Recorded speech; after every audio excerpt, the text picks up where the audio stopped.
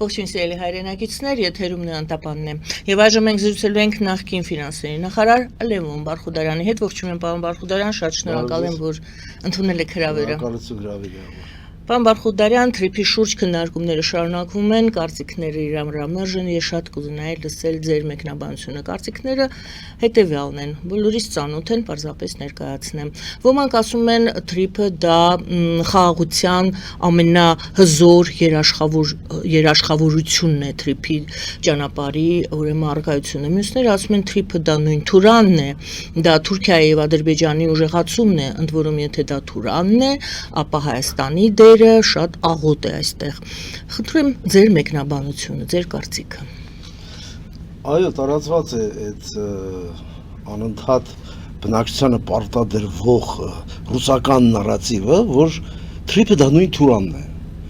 Ինչ թրիփ, ինչ բան, մենք հանձնում ենք ամբողջությունից, ինչպես կարելի է դրան գնալ եւ այլ։ Սա տիպիկ ռուսական նարատիվներ են, որ Հայաստանի ժողովրդին փորձում են դեմ տրամադրել այս կարևոր միջանցքին։ Ամերիկացիները հանձնելու են այդ կառավարումը ամբողջ այդ ճանապարհի թուրքերի միևնույն է, որևէ խնդիր չկա։ Ես ճիշտ հակառակ կարծիքին եմ, որտեղ ամերիկացիները այդպիսի մտադրություն եթե ունենային, իրենք չէին գա։ Թրիփ հասկացողություն չէր լինի։ Թուրքերին ասեին դուք եք տնօրինում, մի քիչ էլ գումար կտային, որ ճանապարհները նորոգեին, եւ դրանով ամեն ինչ կավարտվի։ Ամերիկացիները հատուկ եկեն այստեղ եւ հատուկ թրիփ են հիմնադրել, որ այդ ամբողջ ճանապարհը լի հայ-ամերիկյան վերահսկողության տակ եւ արգելի որևէ թուրանական մտածելակերպը, գաղափարախոսությունը եւ գործողությունները։ Հենց դրա համար է Միացյալ Նահանգները այստեղ։ Թրիփը հենց դրա համար է ստեղծված։ Եվ դա բխում է ազգային շահերից Միացյալ Նահանգների, որ իրենք էլ ակտիվ դեր խաղան այս կարևոր միջանցքում եւ Հայաստանի հետ համատեղ համագործակցել։ Իրենք աջակցում են Հայաստանին։ Նույն տիպի բաներ կարելի է լսել, որ իրենք փակում են մեր հաղորդակցությունը Իրանի հետ, բան։ Հեքիաթներ են բոլորը։ Իհարկե Իրանի հետ աշխատելու ենք։ Նույնիսկ ամենադժվար տարիներին, դեռ անկախության սկզբից, երբ Իրանի հետ հարաբերությունները նույնպես լարված էին, մեր կառավարությունը ժամանակին դիմեց Միացյալ Նահանգներին, ասես գիտեք, մենք առանց էլ շրջափակված ենք պատերազմի մեջ ենք։ Իրանի ճանապարհը կարևոր է մեզ համար։ Մենք պիտի կարողանանք ինչ-որ ապրանքափոխանակություն ունենալ։ Եվ իրենք ըմբռնումով մոտեցան։ Ասացին, բացի ռազմական նշանակության բնականաբար ապրանքներից, խնդրեմ աշխատեք եւ աշխատեցինք։ Եվ հիմա էլ չեմ կարծում, որ իրենք արգել են իրանական գազի մուտքը Հայաստան, որը swap պայմանագրով հետո իրենց էլեկտրաէներգիա է փոխանցում։ Այստեղ ինչ-որ վալյուտաներ, միլիոնավոր դոլարներ չի ստանում իրանական կողմը։ Դա swap է։ Նույնը Թուրքմենիայից եթե մենք գազ ենք ստանալու, եթե այդպիսի պայմանավորվածություն լինի, իրենք Իրանին իրենց սահմանի մոտ գազ կտան, փոխարենը Իրանը այստեղ նույն քանակի գազ կտա Հայաստանին։ Նույն swap գործարքն է։ Եվ բանակցելուց է կախված իհարկե, բայց չեմ կարծում, որ ամերիկյան կողմը իհապես դեմ լինի։ Եթե լինեն սանկցիաներ Ռուսաստանից։ Խոսում են հիմա ձմռանը նախապատրաստում են սանկցիաներ։ Իրանի եւ Միացյալ Նահանգների հարցը կքննարկենք եւ Հայաստանը ինչպես իրեն պետք է դիրքավորի։ Եթե դեմ չեք վերադառնանք Թուրանին եւ մեկ ձևակերպմամբ դուք ներողություն թրիփին, այդ էսօր ինչքան հաճախ է այո, հաճախ են դա արծարծում Թուրանի։ Իրար համեմատությունը, որ ես էլ սխալվեցի, համենայն դեպս ոչ թե սխալվեցի, այլ ասացի այն, ինչ անընդհատ ականջիս է, որ թրիփը դա նույն Թուրանն է եւ ձեր պատասխանն է ոչ, ասում եք դուք դա ոչ ճիշտ հակառակն է Թուրանի։ Հենց եկել է նրա համար, որ մեզ պաշտպանի տարբեր տիպի թուրանական դրսևորումներից։ Եվ այդ մի մասը պրոպագանդա է, որը հնչում է ավելի շատ Ալիևի շուրթերից եւ այլն։ Պետք չէ դրան հավատալ։ Այդ նույն սերիայից է, ինչ որ 300,000 ադրբեջանցիներ են գալու, Էստիլնի, անկլավան պայման գալու են բնակեցնեն, այդպիսի բաներ չկա։ Մեզնից է շատ բան կախված նաեւ։ Համաձայնենք, մենք ինքնիշխան երկիր ենք։ Եվ մենք ունենք մեր շատ հզոր դաշնակիցները։ Իդեմս Եվրոմիության, Միացյալ Նահանգների եւ նաեւ շատ այլ երկրների, օրինակ Հնդկաստանի, որոնց շահերը համընկնում են մեր շահերի հետ այս բանը։ Եվ դրանից չօգտվել չի կարելի։ Այլ հարց է, որ որոշ երկրներ կան, որոնց ձեռնտու չէ դա, օրինակ Ռուսաստանը։ Ռուսաստանը շնորհել է, որ իր իշխանության տակ պետք է լինի ամբողջ հարավային Կովկասը։ Դե տեսեք, Ռուսաստանի հետ կարծես թե երեկվա ամենայն դեպս Փաշինյանի հայտարարությունից հասկացանք, որ երկու այդ վերջնագրերի հետ կապված, որոնք Ռուսաստանը դրել էր, ասել էր նոյեմբերին մենք կքննարկենք ԵԱՏՄ-ի հետ կապված ձեր առնչությունը Հայաստանի եւ դեկտեմբերին էլ ուրեմն հապկի, թե հակառակը կարծեմ հապկը ավելի շուտ էր կապ չունի, ստիպում էին, որպեսզի մենք հանրաքվե անցկացնենք։ Եվ Փաշինյանը ասաց, այ որպեսզի մենք հանրաքվե անցկացնենք, մենք պետք է դիմումով դիմենք Եվրամիություն։ Եվ երեք նա հայտարարեց դրա մասին, որ Հայաստանը շուտով կսկսի Եվրամիության անդամակցելու դիմումի գործընթացը։ Կարծում եք այստեղ ուրեմն գործընթացը, իսկ հապկից դուրս գալու հետ կապված մենք հիշում ենք, որ պետք է հարց դնեին հապկում Հայաստանի ձայնի սառեցման հետ կապված, եւ Փաշինյանը հապկի հետ կապված էլ ասեց, թե եթե մեզ հանեն ավելի լավ, մենք էլ այդ խնդրի առաջ չենք կանգնի, մենք դուրս գանք, թե դուրս չգանք, այսինքն հասկացնել տվեց, որ Հայաստանը պատրաստ է դուրս գալ հապկից, բայց ինքնուրույն չի ուզում դուրս գալ։ Եվ այսպես, ինչու ես այս նախաբանը արեցի, որպեսզի պարզ լինի, որ Ռուսաստանի երկու պահանջն էլ, առաջինը հանրաքվե անցկացնել Եվրամիության հետ կապված, երկրորդն էլ հապկի հետ կապված դուք դիրքորոշումդ վերջնական ասա, ոնց որ թե Փաշինյանը ասեց, կտրում են կապերը Ռուսաստանի հետ, այո թե ոչ, եթե այո, արդեն ոչ թե վախեցնելու համար, բայց դրա ակնկալիք հետևանքները։ Նախ ինձ մի հարց է, որ բավականին, այսպես ասած, զայրացնում է, ոչ ոք այդ Ռուսաստանը իրավունք չունի մեզ պարտադրելու, մենք հանրաքվե անենք, չանենք, դա մեր անկախ ինքնիշխան պետության որոշումն է։ Եվ ոչ թե պետք է նախօրոք ասել, այ դուք արեք, որ մենք իմանանք, հետո սանկցիաներ կիրառենք, այլ իրենք պետք է արձագանքեն մեր քաղաքականության քայլերին, դա իրենց իրավունքն է։ Այսինքն, երբ կանդամակցենք Եվրամիությանը, երբ կանդամակցենք Եվրամիության մաքսային միությանը, այն ժամանակ իրենք կարող են բնականաբար իրենց ուրեմն արձագանքները ասել եւ անել։ Եվ ոչ թե ինչ որ նախորդ կանխորոշել, որ նախորդ վախացնեն, ասեն շուտ անենք, քանի իրենք դեռ լրիվ պատրաստ չեն Եվրամիությանը անդամակցելու, որ վախացնենք դրան, որ իրենք այդ մտքից հրաժարվեն, դա ծիծաղելի է, հասկանում եք։ Նույնը վերաբերում է իսկ հապկի մասին առասարակ խոսք չկա, որը մեզ բացահայտ դավաճանեց, մեզ չպաշտպանեց, նույնիսկ մի հայտարարություն չարեցին, երբ Ադրբեջանը մտավ Հայաստանի տարածք։ Կամ ինչ են շարունակում Արցախը մեր տարածքը չի, այդ նույն Արցախում հայեր են ապրել, որ դարավոր ձեր դաշնակիցներն են եղել։ Հնարավոր չէ մի հայտարարություն անել գոնե։ Ասել, որ մենք սատարում ենք, որ այս խաղաղության ձևով գնա եւ այլն, եւ պատրաստ ենք պաշտպանելու այ բնակչությանը, որը անպաշտպան է տվյալ դեպքում նույն Արցախում։ Դժվար է դա անել։ Չարեցին, իսկ հիմա ասում են, դե դուք որոշեք, եթե դուրս եք գալիս, իհարկե դուրս կգանք։ Եվ կկարողանանք պաշտոնական դաշինքներ կնքել երկկողմանի, նույն Միացյալ Նահանգների հետ, կամ Եվրամիության հետ, պաշտպանության հետ կապված։ Դիտորդները ինչպես եկան եւ կարողացան պահել այդ գոտին խաղաղ եւ որևէ զոհ չեղավ։ Նույնը կգան նաեւ զինված մարդիկ, ինչի մասն է խոսքը։ Դա մեր սուվերեն իրավունքն է։ Մեր անվտանգության մասին մենք պիտի մտածենք եւ չպիտի հերվենք նրանց վրա եւ այն ուժերի վրա, որոնք մեզ դավաճանեցին։ Լինի դա ռուսները, թե այլ երկիր։ Ռուս ազգի հետ կապված հարաբերությունները մի բան է, ռուսական պետության հետ կապված հարաբերությունները մի այլ բան։ Եվ տարածում է շատ բան, որ ռուսական տուրիստներին լավ չեն վերաբերվում Հայաստանում, մենք պիտի ասենք, հայտարարենք, որ տուրիստ չգնա Հայաստան։ Դե իրենք մեզ դիմում են, ասում են այս կամ այն մարդուն արտահանձնեք մեզ,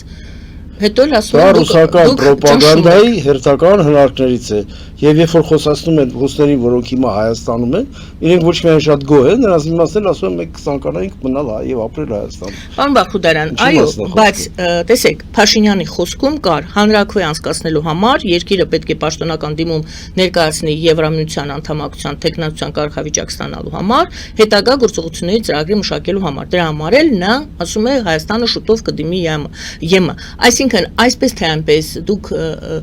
վրթովում եք, բայց Փաշինյանը փաստորեն Պուտինի պահանջ ասեմ, խնդրանք ասեմ, հորդոր ասեմ, ուրեմն դուրք տալով այդ հորդորին խնդրանքին, նա անում է այդ քայլը, որպեսզի պատրաստի հնարավորություն հանրաքվե անցկացնելու։ Այստեղ հարց, ինչ եք կարծում, եթե այնուամենայնիվ այս գործընթացը գնա հասնի հանրաքվեի, ինչ պատասխան կտա Հայաստանի հանրությունը։ Նախ ես գտնում եմ ոչ թե Փաշինյանը ընդառաջ է գնում այդ Պուտինի ասած պահանջներին, այլ Փաշինյանը հակառակ ասում է, որ մենք հանրաքվե կանենք այն ժամանակ, երբ որ դիմում կտանք, հերթական քայլերը կանենք, դառնանք անդամության տեխնացու եւ ռեալ կլինի մեր արդեն անդամ լինել, այն ժամանակ հանրաքվեով դա կորոշվի։ Լավ, ասենք։ Միանշանակ։ Դա Իսկ եթե հանրաքվեերն հենց այսօր էլ, իհարկե բնակչությունը կնախընտրի Եվրոմիություն։ Այդտեղ երկու խոսք լինել չի կարող։ Որոշ մարդիկ, որոնք ռուսական ռոպագանդայի ազդեցության տակ են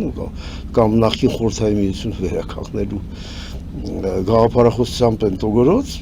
դրանք կարող է դեմ քվեարկեն։ Բայց տոկոսները ես իհարկե հիմա դժվարանում եմ ասել, կեսից ավելին իհարկե Եվրոմիության կողմնակից են։ Նույնիսկ ավելի շատերը։ Մի մասը անտարբեր է,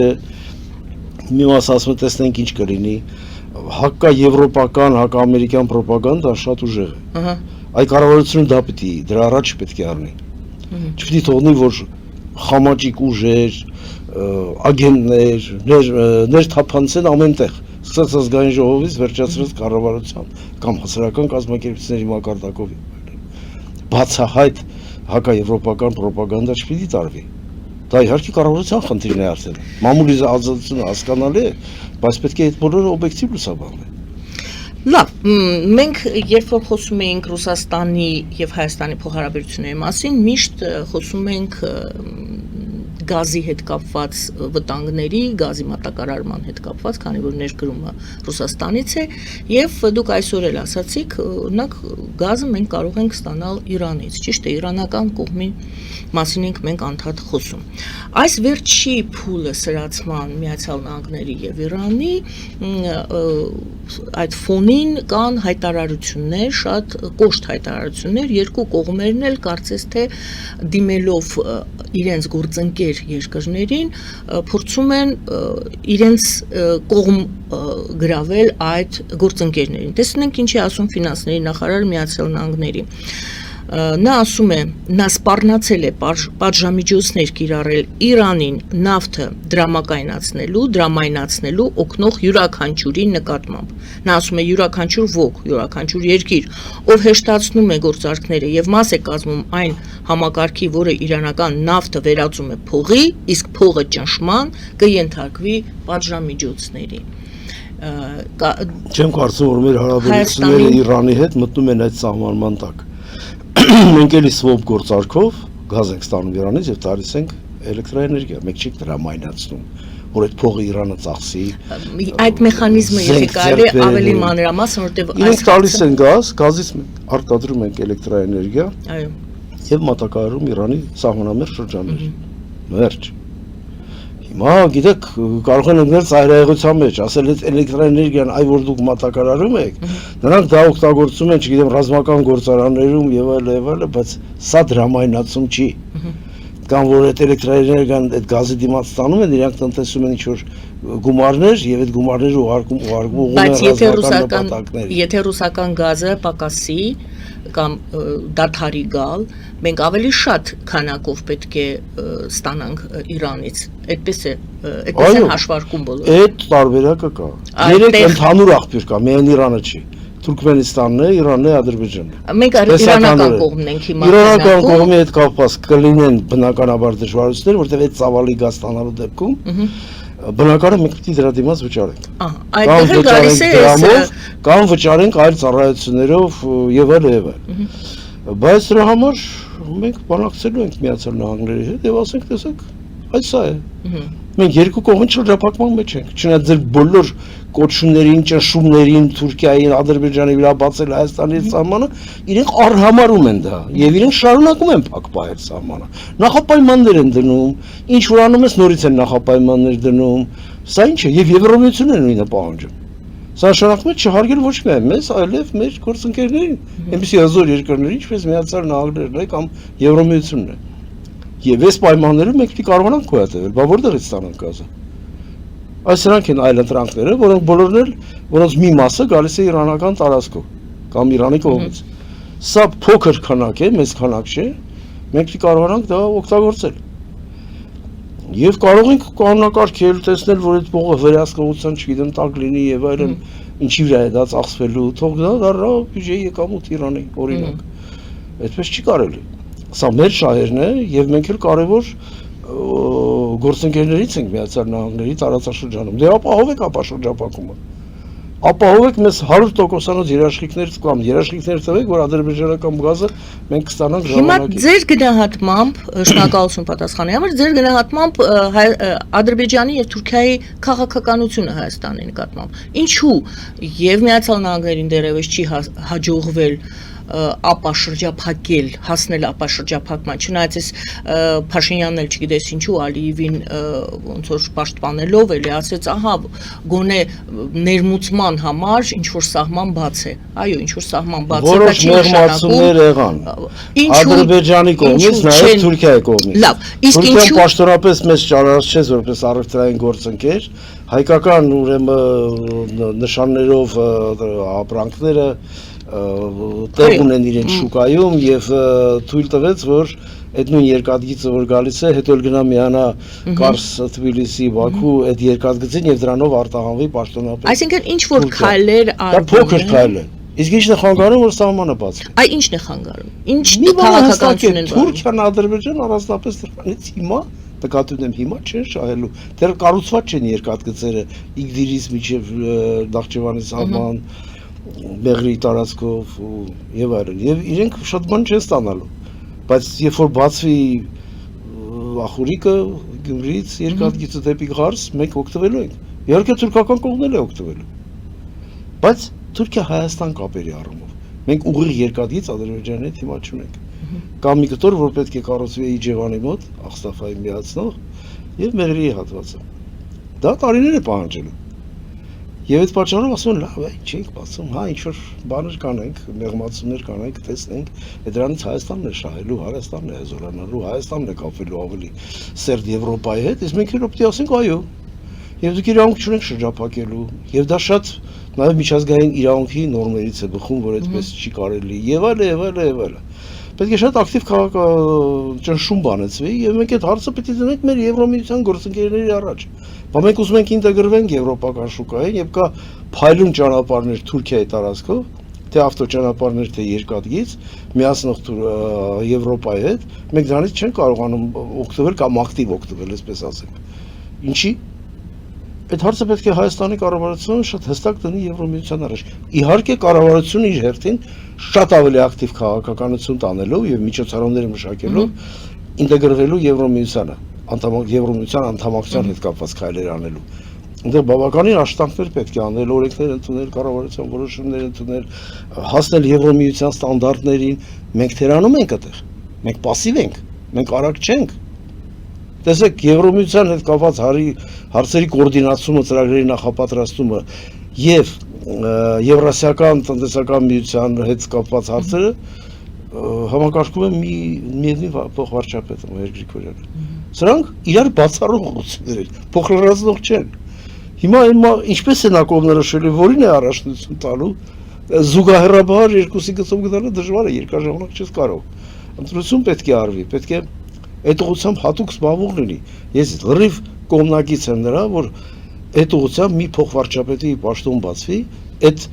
հնարավորությունը կա սահմանադրությամբ 3 փոխվարչապետ կարող է լինել Հայաստանում, եւ մեկը պետք է զբաղվի ամբողջ այդ հարցերի համակարգմամբ, Եվրոմիության հետ կապված աշխատանքների։ Եվ այդ բոլորը պետք է շատ բաց եւ հրապարակային։ Ասվի ինչ որոշումներ, ինչ նորմատիվ իրավական ակտեր պետք է ընդունի Հայաստանը, ինչ վիճակում է, որտեղ ենք մենք հիմա եւ ինչպեսի ճանապարհային կարտեզ կա։ Ինչ պետք է անենք դա արագացնելու համար, որ դա լինի նաեւ հասարակության համար բաց փաստաթուղթ եւ հասարակական վերահսկողության տակ։ Կառավարությունը պետք է հատկապես հաշվետու լինի այդ հարցերը։ Եվ մի բան ասեմ, դա այդ փոփոխությունները, որ արվում են նույն օրենսդրական, դատաիրավական համակարգի հետ կապված, ոչ միայն կարևոր են Եվրոմիության անդամակցելու առումով, այլև որպես կարևոր բարեփոխում օգտակար է մեզ համար, անկախ այդ նույն անդամակցության հարցերից։ Միջազգային ստանդարտները հասնել, որակը բարձրացնել, մարդու իրավունքների ճանաչման հետ կապված հարցեր։ Այդ ուղղությամբ աշխատանքներ արվում է, իհարկե չի կարելի ասել, որ չի արվում, վերջին 10 տարում կամ նույնիսկ ավելի ինչ որ քայլեր արվել են, շատ пассив։ Ինչի դա չի արվում, ինչի դա հրապարակայնորեն չի լուսաբանվում, ինչի չկա հասարակության վերահսկողություն այդ նույն հարցերով։ Օրինակ տեսեք շատ փաստաթղթեր կան, որ թափանցիկ են եւ շնորհիվ ռեֆորմների դրան հասել եք, օրինակ պետական բյուջեի նախագծից սկսած մինչեւ կատարման հաշվետվության հրապարակումը, լուսաբանումը թե ազգային ժողովը ինչպես է դա ընթանում։ Համարաման ձևով պետք է հրապարակայնացվի եւ լուսաբանվի Եվրոմիության հետ կապված ծրագրերի մշակումը։ Բարի, մենք նոր նշեցինք, որ Ադրբեջանը եւ Թուրքիան կարծես թե չեն շտապում բացել սահմանները։ Մենք շարունակում ենք մնալ շրջափակման մեջ, այո, Ռուսաստանից Ադրբեջանի տարածքով շարունակում է ինչ-որ բան գալ, բայց շարունակի գալ թե ոչ մեր հարաբերությունների ավելի վատ թարացման դեպքում դա այլ հարց է։ Համենայն դեպս մենք դա ունենք այս պահին Ռուսաստանից Ադրբեջանի տարածքով ընդես սերմ է գալիս, չգիտես ինչ է գալիս, մի քանի բան գալիս է։ Ադրբեջան, Թուրքիա, Եվրամիությունը, դուք ասում եք հարցը պետք է դնել, Եվրամիության երկրները հրաշալի գիտեն այդ խնդրի մասին, ճիշտ է։ Այնպես չէ, որ մենք նորություն պետք է ասենք եւ մենք պետք է պահանջենք։ Դա նրանց պահանջի, բայց առ այսօր դուք էլ արձանագրեցիք, որ նրանց չի հաջողվում հասնել նրան, որ Ալիևը դա այդ համաձայնությունը, որովհետեւ որքան մենք հասկանում ենք, Ալիևի բլոկն է, Ալիևն է բլոկում այսպես արգելակում Թուրքիայի գործողությունները, այո։ Ալիևը ինքնուրույն խաղացող չէ։ Հիմա ասեք ում խաղացողն է։ Թուրքիան է որոշում շատ բան, իհարկե։ Այսինքն Թուրքիան չի բացում, ոչ թե Ալիևը։ Դա է։ Եվ հետո այնտեղ չեն ասում մենք չենք բացում։ Տարբեր պատճառաբանություններ կա, որ մենք չգիտենք դա ինչ որ մակերեսին է, մենք դա ենք հիմնականում տեսնում։ Ասում են դե միած սպասենք, տեսնենք թող Հայաստանը ընտրությունը անի, տեսնենք Փաշինյանը կշարունակի, այդ քաղաքականությունը կշարունակվի, թե չէ։ Համանման բաներ։ Մի հատ տեսնենք իրենց մեջ էլ ասում, տեսնենք պրայմերիզը ինչպես կանցնի, իրար փոխանցելով մեր սահմանը փակ է մնում։ Միացյալ Նահանգներում կոնգրեսի ընտրությունները, եթե Թրամփը ամբողջովին դա կորցրեց, դա մի բան է, ով կսկսի ավելի մեծ, կհասնի դա իմպիչմենտի թե չէ։ Եթե հասնի, ինչպես իրեն կպահի Ջեյ Դի Վենսը, ինչպես հնարավոր է լեզու գտնել, ճշգրտել քաղաքականությունը թե ոչ, հազար մի այսպիսի հարցեր կան։ Կա ազդեցություն Իսրայելի բավականին ուժեղ, Եվրոմիության, Միացյալ Թագավորության, ամենքի շահեր ունի։ Դրանք մերոնք փորձում են համադրել եւ տեսնել արդյոք հնարավոր է այդպես անել, գնալ աշխատել։ Այդպես չի լինում, որ 100%-անոց բացարձակ բաներ լինեն արտաքին քաղաքականություն։ Մենք շատ բան չգիտենք, շատ բան չի ասվում։ Եվ ես չեմ կարծում, որ Փաշինյանը ընդգրկում է դա այսպես ասած լավ կյանքից է եւ դա հեշտ է անել։ Միգուցե ուզում է ինչ-որ ձևով ոնց որ իրենք են ասում բալանսավորել, ինչ-որ ձևով քայլերով մոտենալ Եվրոմիությանը, բայց մոտենալ եւ դա հնարավոր լինի անել։ Տարբեր վտանգներ կան, ռիսկեր կան եւ այլն։ Բայց մենք իհարկե որպես քաղաքացիներ անհամբեր ենք, մենք ուզում ենք տեսնենք շատ հստակ եւ արագ առաջընթաց, որի համար եւ ձայն ենք տվել այդ օրենքի օգտին։ Հարցում է եղել Եվրոմիության անդամակցություն։ Այսպես թե այնպես ես վերում եմ փակ սահմանների իրավիճակին։ Դուք էլ եք արձանագրում, այո, Ադրբեջանը եւ Թուրքիան ինչ ասես կարող են անել, ես դա նկարագրեցի որպես գնդակը իրար փոխանցելով ժամանակ են ձգում, մենք ունենք փակ սահմաններ։ Ռուսաստանը այնտեղից է փակում, ավելի փակում սահմանը։ Դա մեր Վրաստանի միջոցով այդ Լարսով դուրս եկող սահմանն է։ Իրանին են փորձում տնտեսապես մեկուսացնել այս նոր լարվածությունը Իրան-ամերիկյան, դրա նպատակը, ամերիկացիների նպատակը տնտեսական մեկուսացման մեջ մտցնել Իրանին։ Այսինքն մեր գործելավոճը, մենք ինչ պետք է անենք, Ադրբեջան-Թուրքիան փակ է, Ռուսաստանը սեղմում է, փակում է, Իրանի հետ խնդիրներ են առաջանում, ոչ թե Իրանն է փակում, այլ Իրանին են փակում։ Այդ բոլոր ուղղություններով էլ պետք է աշխատանք տարվի եւ Իրանի հետ որքանով ես տեղյակ եմ, մեր ապրանքաշրջանառությունը հիմնականում պահպանվել է այնպես, ինչպես կար առաջ։ Իհարկե դրա հիմնական մասը գազն է, որ ստանում ենք եւ էլեկտրաէներգիայով վերարտահանում ենք այնտեղ։ Բայց այդ քաղաքականությունը առաջ շարունակվում է եւ ինչ-որ մեծ արգելքներ մենք չունենք։ Իհարկե խոսքը հիմնականում վերաբերում է երկակի նշանակության ապրանքներին, ռազմական տեխնիկային եւ այլն, որը մենք չենք արել եւ չենք անում Իրանի հետ։ Չունենք այդ ակտիվ, այսպես ասած, կապերը։ Եվ հետո Հայաստանի ապրանքաշրջանառությունը շատ փոքր է Իրանի համար, ինչ որ մի լուրջ խնդիր ներկայացնելու համար։ Իհարկե կլինեն վերահսկողություն ավելի խիստ բաներ, կարող են ներգրավել նաեւ նույն ամերիկյան կողմին,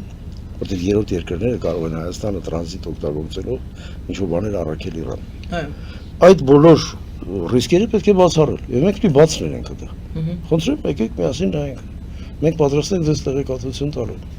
Բայց կան ապրանքներ, որոնք կարևոր են Հայաստանի համար, մենք դա պիտի կարողանանք ստանալ դրանից։ Վաղը եթե Ռուսաստանը մեր գազը փակի, մենք պիտի կարողանանք Իրանից գազ ստանալ։ Դա մեծ գումար չի,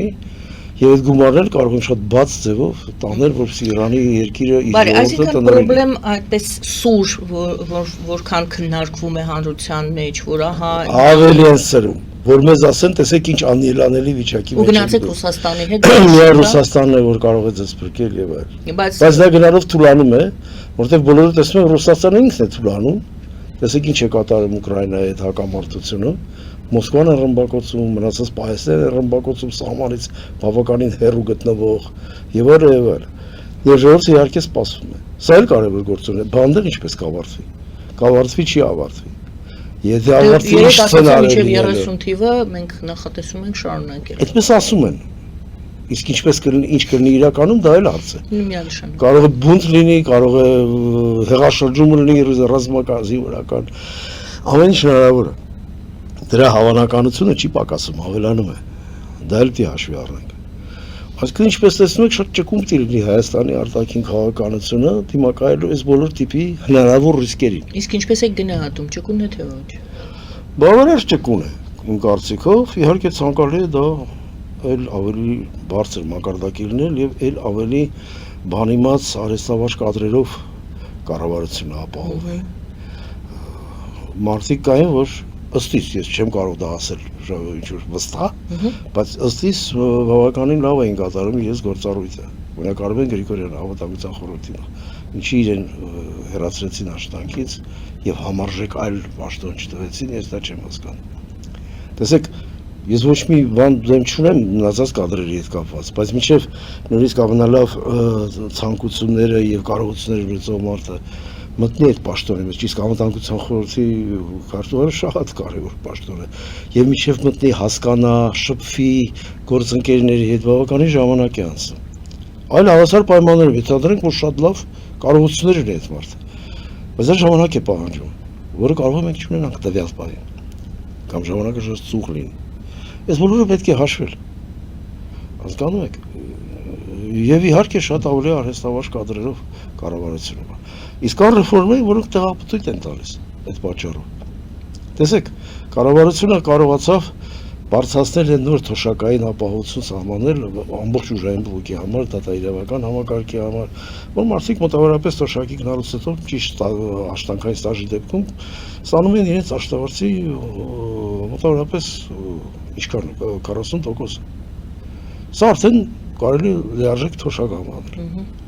Հետո դա նախատեսվում է շարունակել։ 8 տարի է դա չկա։ Իսկ քաղաքացիությունը ինչ եղավ։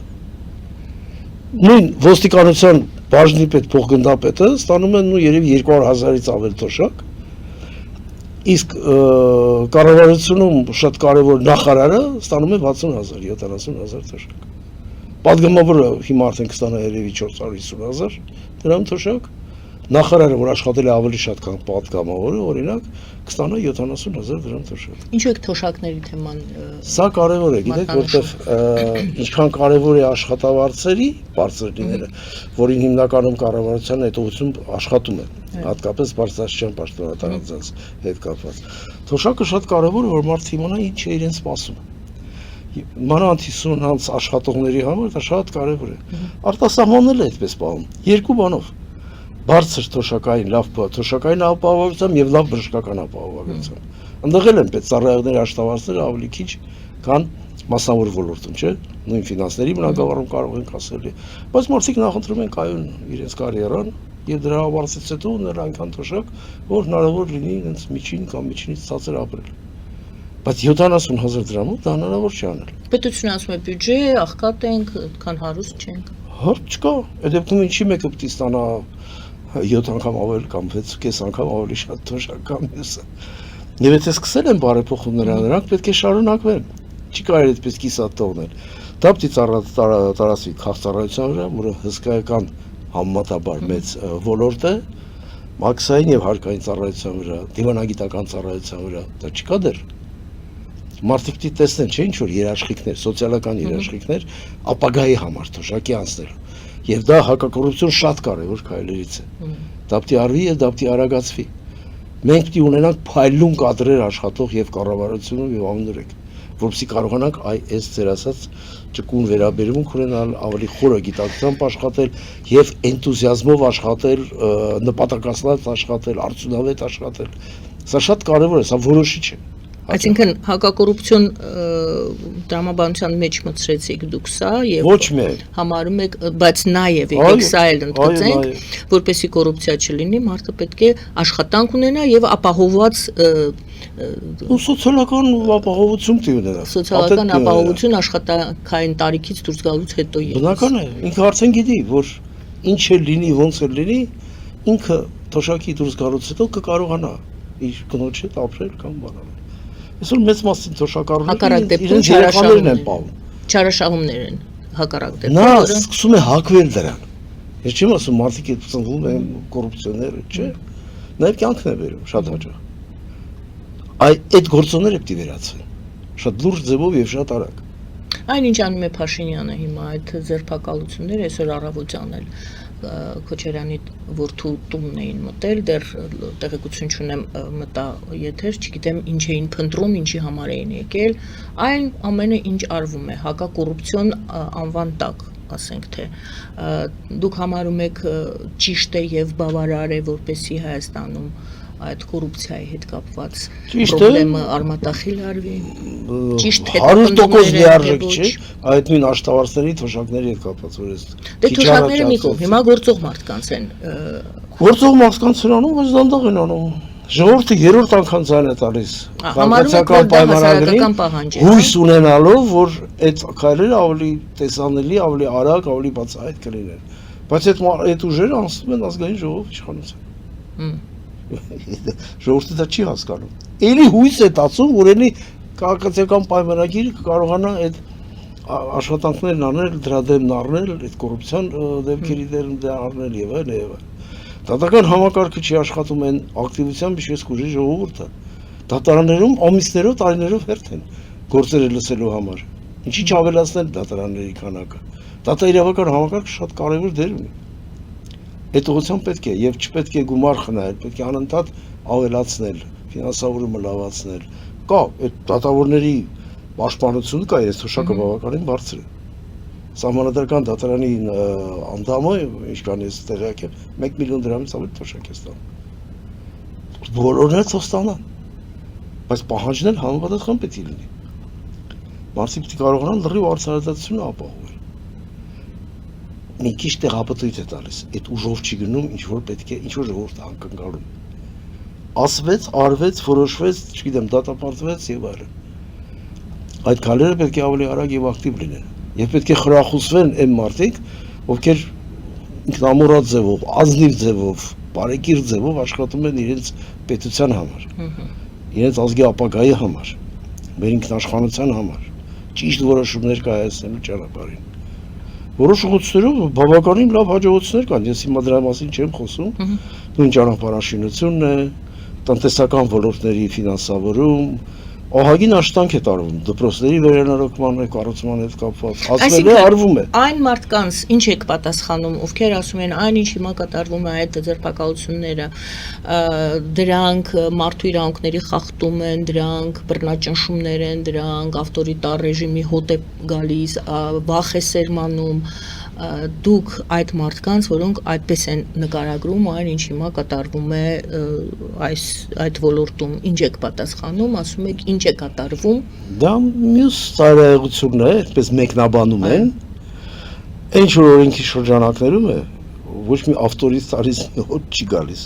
Ավտորիտարիզմի հոտը գալիս է, երբ այդ մեղավորները չեն պատժվում։ Տարբեր պատճառներով։ Ես կուզեմ այս մարդը կմնա, չեմ ուզի կբանտարկի։ Ինձ համար հաջող գործեր անում կպահեմ, չէ։ Այդ օրինակ տվյալ դեպքում վարչապետի տեսանկյունից եք ասում դուք, հա, որ վարչապետն է ասում այդ։ Ես իմ տեսանկյունից եմ ասում։ Չէ, վարչապետն է ասում, ես այս մարդուն ուզում եմ, այս մարդը ձերբակալվի, ասում է օրենքի ուժով տիրելի ամեն ինչ։ Բայց դա պետք է տեսնի ժողովուրդը։ Շատ արագ, շատ կոնկրետ, Անհատ շատ նյութեր կուտակված են, շատ գործեր։ Դե ցույց են տալիս, ցույց տվեցին ինչպես Ծառուկյանին են ձերբակալել, ցույց են տալիս օրինակ նույն էս Լևոն Քոչարյանի տուն, որ ներխուժել էին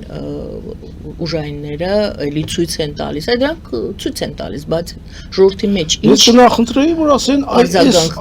նախկին պաշտոնյա կամ չգիտեմ մարդը այս տիպի հանցագործություն է արել, այս է դատարանի որոշումը։ Չունենք դատարանների որոշում։ Կարևորը դա է։ Ունենք այդ ամբողջ ինչ որ ընթացքը, գործընթաց է ցույց տրվում, բայց պետք է վերջնական որոշում լինի։ Դատարանի որոշումն է հստակ առհավատչան նրա, որ այս մարդը կամ հանցագործ է, կամ հանցագործ չի, եւ դրա համար ինչ պատասխանատվության է ենթարկվում։ Սա է կարևորը։ Ցույց տալ կարելի է, բայց ես չի գնա այդ ճանապարհով։ Դե հիմա դա ենք մենք։ Ես կգնայի այն ճանապարհով, որ լինեին վերջնական դատական որոշումներ, մանավանդ գործեր կան, որ տարիներով այսպես շարունակվում են։ Պատճառը այդ դեպքում։ Եթե կա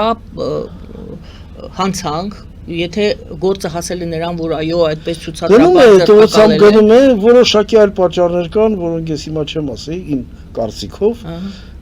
որոնք չեն հրապարակվում, իմ կարծիքով ինչ որ տենց որոշակի պատճառներ կարող են լինել։ Դե գիտեք ինչ, ցուցադրվում է, բայց չի հրապարակվում։ Հանրությունը ինչպես գնահատի կատարողը։ Հանրությունը ինչպես ասում, պետք է գնահատի վերջնական դատավճիռներով, դատարանի որոշմամբ։ Սա է փաստում, սա է ցույց տալիս մարդը մեղավոր է, թե մեղավոր չէ։ Վերջ։ Ինչ է որ դեռ մի քիչ մութ է այդտեղ։ Դանդաղ է գնում, սենց ասեմ։ Դե մեղմ եք ասում։ Պետք է շատ մեծ ուշադրություն դարձվի լավ իրավաբանների պատրաստմանը, որովհետեւ թարմացվի ամբողջ դատա իրավական համակարգը, այդ բոլորը կա։ Շնորհակալ եմ Գովազդ հայտարարանք եթերում, շարունակելու ենք զրույցը։ Սիրելի բարեկամներ, մնացեք մեզ հետ։ Գովազդ եթերում։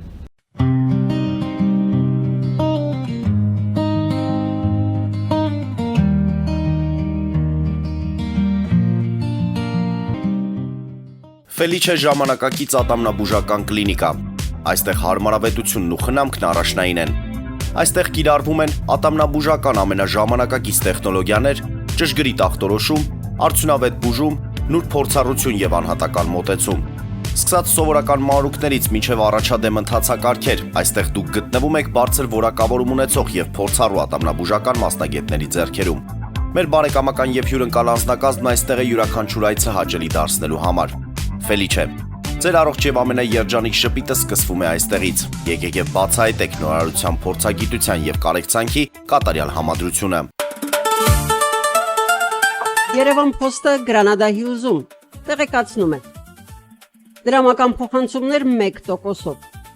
Օդանավով 1 պաունդը 2.99։ Նավով ուղարկեք 1 արկղ, երկրորդ արկղը անվճար։ Ավտոմեքենաների փոխադրում անհավատալի արժեքներով։ Ինչպես նաև կահույք եւ մեծ չափի բեռների փոխադրում։ Ոճը թանկ պիտակից չի սկսվում, այն սկսվում է ճիշտ ընտրությունից։ Jackpot Clothing Store, հագուստ տղամարդկանց, կանանց եւ երեխաների համար, առօրյա դասական հարմարավետ ու նորաձև ընտրություն, ամբողջ ընտանիքի համար, մի խանութ, տարբեր սերունդներ, հարյուրավոր ընտրություն։ Խանութում ներկայացված են նաև հանրահայտ Gava ֆիրմայի հագուստներն ու կոշիկները։ 1135 North Pacific Avenue, Jackpot Clothing Store, երբ լավ գնումը իսկապես jackpot է։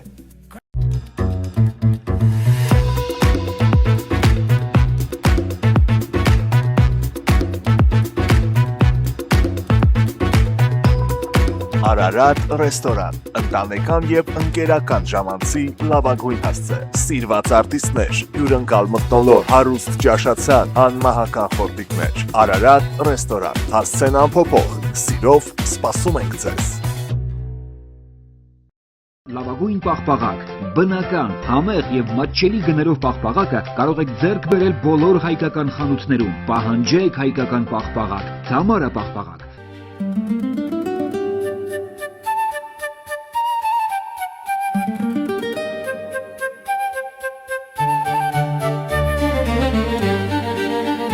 Նոյան տապան տպարան, Նոյան տապան հրատարակչություն,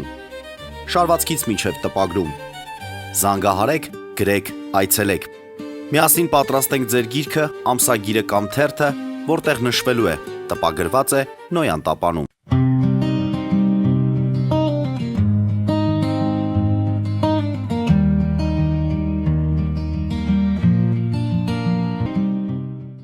Սիրելի բարեկամներ, հիշեցնեմ, որ զրուցում ենք պարոն Լևոն Բարխուդարյանի հետ, ֆինանսների նախկին նախարարի։ Կառավարությունը մշակել է 26-ից 31 թվականի գործողությունների ծրագիր, այս ամբողջ շաբաթ դրա մասին էին խոսում, ծրագրի բոլոր դրույթները այսպես ծանր ու թեթևանում, կրկին ձեր մեկնաբանությունները, ինչը կառանձնացնեիք, ինչն է դրական, ինչն է բացասական, գնահատում, իրական, անիրական։ Ես եմ ասել այլ հարցազրույցներում, ընդհանուր առմամբ այն ոլորտները, որտեղ կառավարությունը ռեվաշտակ է անում, արդեն վերջի տարիներից սկսած եւ այլն, նախորդ ծրագրից կառավարության գլխը Դե կա բնական շարունակությունը, կոնկրետ թվերով եւ այլն, որտեղ սա արդեն ծրագիր է, սա ընդհանուր դեկլարած հայտարարագիր չէ։ Դա վերաբերում է ճանապարհաշինությանը, դպրոցական շինարարությանը, դպրոցների գյուղատնտեսության ոլորտում, ոռոգերի տարածքների հետ կապված, բնապահպանության որոշ ուղղությունների հետ կապված կա։ Այդ ուղղությունը, բայց կան ոլորտներ, որտեղ շատ քիչ է մի տեսակ, շատ пассив են անհրաժարանում եւ շատ հակիրճ։ Եվրոմիության հետ կապված մեր ամբողջ հարաբերությունները 2-3 абզաց է, որ հա մենք այդ ուղղությամբ աշխատելու ենք, նշված է միայն վիզաների ազատականացումը, որը ռեալ է եւ կոնկրետ առաջիկա երևի թե ամիսներին։ Չէ, ասեն մինչև 29 թիվ։ Կարծում եմ մեզնից է կախված, թե ինչքանով դա արագ լինի։ Եվ մնացածը ընդհանրապես մի նախադասությամբ որ մենք աշխատելու ենք ելնելով այն օրենքի պահանջներից, որ ընդունվեց Եվրոմիության անդամություն։ Սա հայտարարություն է, բայց սա ծրագիր չի, իսկ ներկայացված ծրագիր է, դա պետք է ունենա ճանապարհային քարտեզը։ Ստեղ ինչ ենք անելու։ Այդ նույն դիվերսիֆիկացիայի մասին, որ այսքան խոսում ենք, ինչի կառավարության ծրագրում չկա շեշտադրումներ, նոր շուկաներ փնտրելու, Եվրոմիության շուկա գնալու, դա նաև անվտանգության հետ կապված հարց է, տնտեսական անվտանգության հետ կապված է։ Այդ քիչ առաջ խոսում ենք էներգետիկ անվտանգության հետ կապված հարցը, այլընտրանքային էներգետիկ աղբյուրներից օգտվելու հարցը եւ այլն։ Այնտեղ որտեղ կոնկրետ կա որոշ բան, Եվրոմիության հետ կապված հարաբերություններում շատ пассив է գրված։ Բացատրում են, ասում են գաղտնի ենք պահում, որպեսզի Դա այն հարցը չի, որ գաղտնի պահենք։ Կարծես վախենում են ջղայնացնեն մեր հյուսիսային հարևանին, բարեկամին ահավոր ձևով, այդպես չի լինի։ Բայց թե չէ նրանք էլ չգիտեն իրենց։ Դիվերսիֆիկացիայի հարցը ամենակարևոր հարցերից մեկն է եւ հենց առաջինը Եվրոմիության շուկայի հետ կապված։ Ինչի՞ այդ մասին խոսք չկա։ Ինչի՞ չկա, թե ինչ ուղղություններով ինչ քաղաքականություն են տարում։ Ես հուսով եմ իհարկե, որ այս ծրագրից հետո հետևելու է ծրագրին ապահովող միջոցառումների ցանկ, որը կառավարությունը պետք է ընդունի հավելվածով մեծ, որոնց արդեն կոնկրետ քայլեր տեղ կգտնեն, բայց նույնիսկ ծրագրում պետք է ծրագրային ճիշտ դրույթներ լինեն։ Կան ոլորտներ, ուղղություններ, որտեղ շատ համեստ ուրեմն ցուցանիշներ են գրված, նպատակներ են գրված, օրինակ հարկեր հնա հարաբերակցությունը հասնել 26%-ի։ Այսօր արդեն 25%։ Վերջի տարիներին 18-17 թվականից սկսած է հաշվենք, մի 3-4%-ային կետով աճել է։ Ու 2.5-3%-ով։ Այսինքն նպատակների մասին հայտարարություն եք համարում։ Բայց խոսեմ 5%-ի 5 տարում 1% աճ ապահովելու համար չափից դուրս։ Ինչու՞, որովհետև բարձրացնում են չհարկվող շեմը։ Չեն իջեցնում ավելացված արժեքի հարկի հարկվող շեմը, ինչքան այդ մասին էլ խոսվել էր։ Նույն փոքր միջին ձեռնարկությունների։ Դա բարձրացեցին 10%։ Չէ, փոքր եւ միջինը բարձրացեցին 5-ից։ Դա դրույքաչափն է։ Այո, դրույքաչափը բարձրացեցին։ Շեմի մասին է։ 115 միլիոնի շրջանառություն ունեցողը միջև կարող ավելացված արժեքի հարկ չվճարի եւ շրջարկ վճարող լինի։ Հասկանում եք։ Իսկ դա էապես պակասացնում է բյուջեի եկամուտները, չխոսելով նաեւ դրա օրենսդրություն շրջանցելու հնարավորությունների մասին։ Շրջարկ վճարողը մի ցուցանիշ է ընդհանրապես հաշվետվություն տալիս իր իրացման ծավալը շրջանառություն։ Իրականում ես չեմ ուշադրություն դարձրել, մի հատ ավելի մանրամասն ասեք, այստեղ ինչ փոփոխություն է առաջարկում։ Միայն միկրոձեռնարկությունում էլի հարկաշեմը բարձրացնում։ Լավ էլի։ Գիտեք, մի քիչ պոպուլիստիզմ է մեզ ստեղ տեսնում։ Ոչ միայն այս կառավարության, ամբողջ նախորդ ժամանակների կառավարության։ Աջակցում ենք փոքր բիզնեսին, միջին բիզնեսին, դա պետք է խրախուսել, մի քիչ ձայն հավաքելու բաներ են։ Այն միջին փոքր բիզնեսը դա շատ լավ օգտվում է։ Շատ խոշոր ընկերություններ բաժանվում են 8 մասի, դառնում են 115 միլիոնի շեմը չգերազանցող ձեռնարկություն, ասում շրջարկ վճարելու։ Մի մասը ցույցել չեն տալիս կամ վճարում են նույն 10%։ Այս շահութարկը 18% է։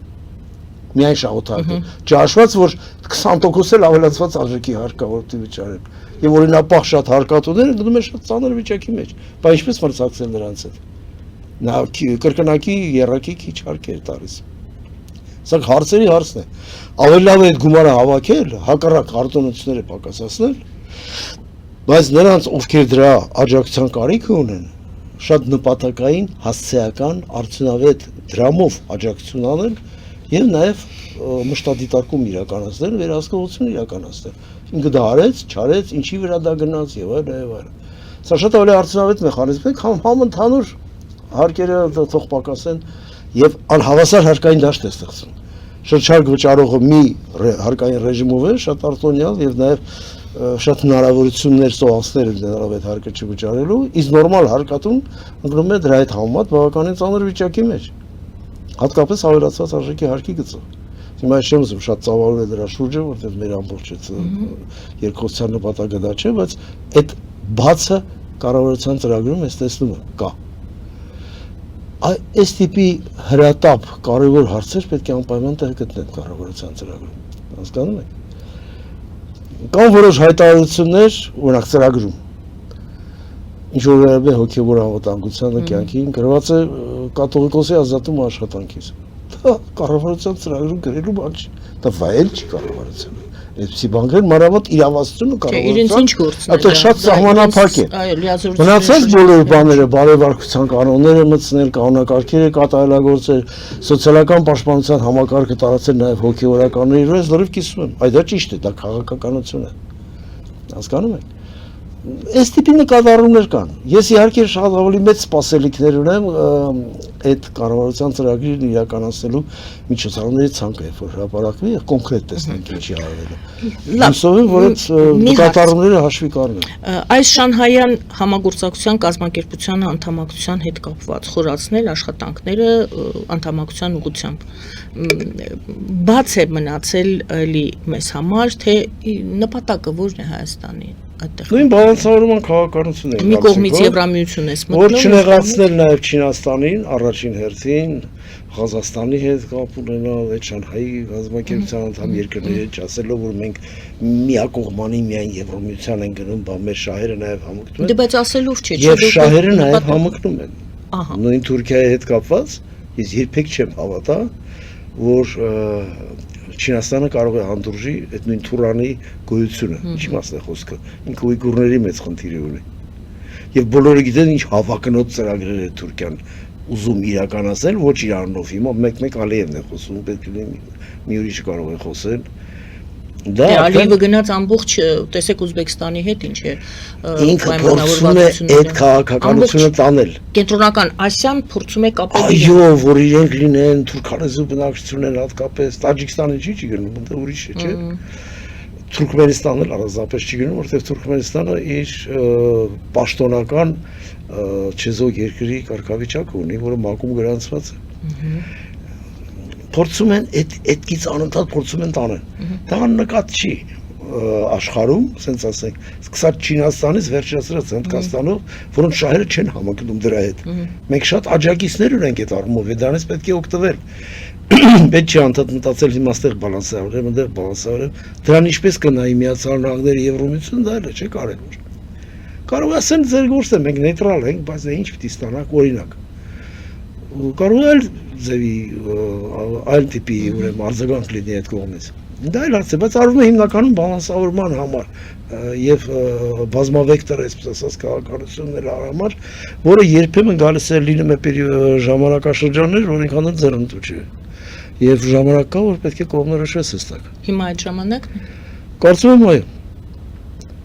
Իհարկե պահելով լավ հարաբերություններ նույն Չինաստանի, Հնդկաստանի խոշոր խաղացողների հետ, մենք դա անպայման պետք է հաշվի առնենք։ Եվ փորձենք հաշվի առնել եւ մեր կապերը զարգացնել մեր հարևանների հետ առաջի հերթին։ Ով որ չունի մեծ կոնֆլիկտ հարևանների հետ, իր անվտանգության մակարդակը շատ ավելի բարձր է, քան այն երկրները, որոնք այդ կոնֆլիկտների մեջ են։ Պետք է խուսափել։ Ես հասկանում եմ այդ քաղաքականությունը, որ տարվում է դրանից խուսափելու համար։